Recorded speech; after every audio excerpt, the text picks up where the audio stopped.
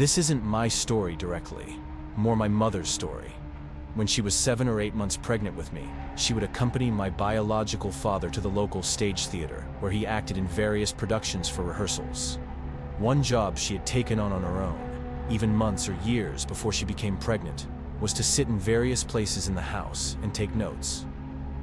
She would sit in a few seats on different sides of main level, including on the left side, right side, center, the row right behind the orchestra pit, and even in the very back row.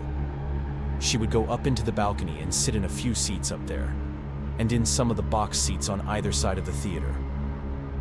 She sat in these areas, noting how the sets looked and how the actors looked on their marks from her angle.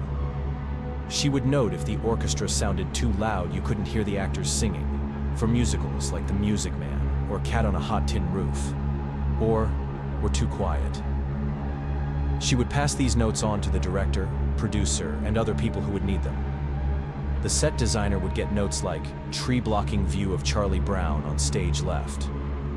The orchestra conductor would have gotten a note like clarinets too loud for wedding march / sunrise sunset from Fiddler on the Roof.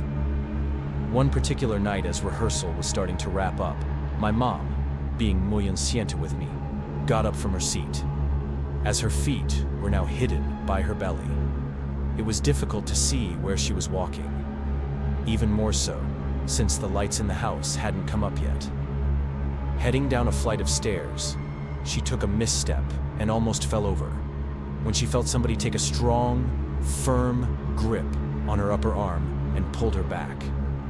She felt that same grip suddenly pull her forward, but very gently, and it never released until she got to the landing near the exit. She turned to thank the person who helped her down, but there was nobody there.